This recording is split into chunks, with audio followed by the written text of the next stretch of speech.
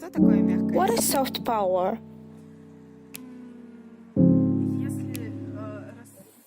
I cannot name the definition of soft power, but if we talk from the point of view of world politics, sanctions, entry into the country for certain persons can be called hard power, and something not hard, the opposite, can be called soft power.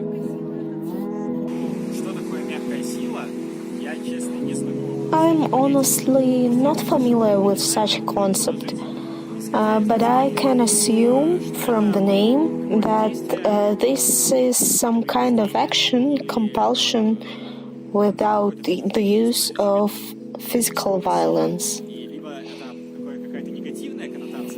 Soft power is probably polite persistence.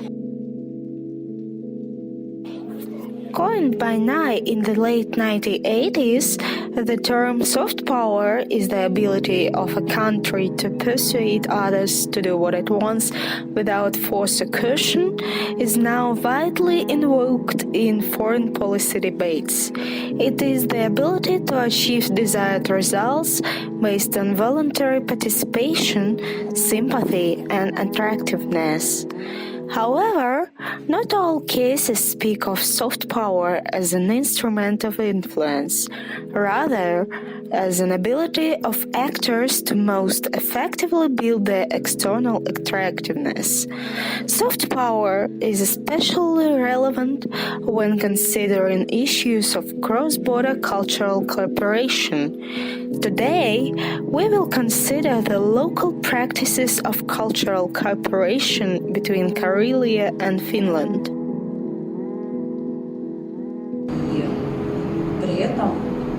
I would like to comment on the situation in Karelia in terms of opportunities for cultural cooperation. Here, they were always wide and rich, and this is a very comfortable territory for building relationships, primarily with European countries due to its geographical location. In addition, it seems to me that the rich cultural experience of local residents and a diverse population helps to build these relationships better than the regions located in the central and eastern parts of Russia. Due to the close location of border with Finland, in a likelihood, cultural cooperation can be smoother and more comfortable. It takes place in a common language.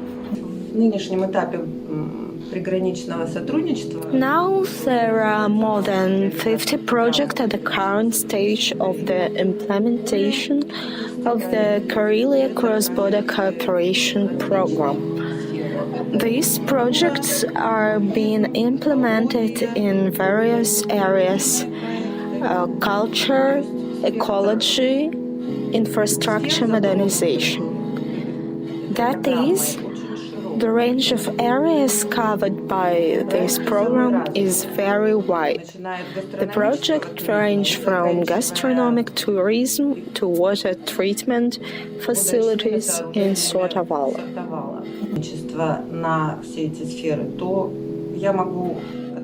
In my opinion, the cultural influence is very great.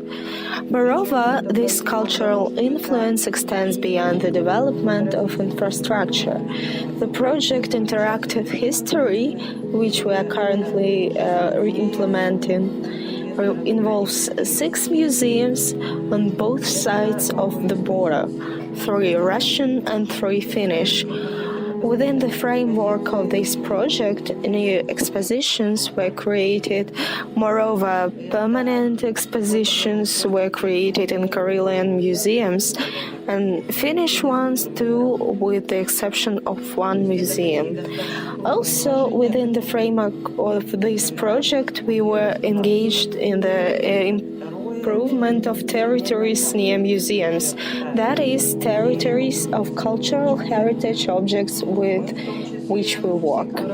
A fairly large investment was allocated for this, which allows museums to develop. Second, this is the experience that museums employees gain, including those who work in this project, because we communicate with a huge number of museum designers, various specialists, designers, artists with our new, fresh look at the museum.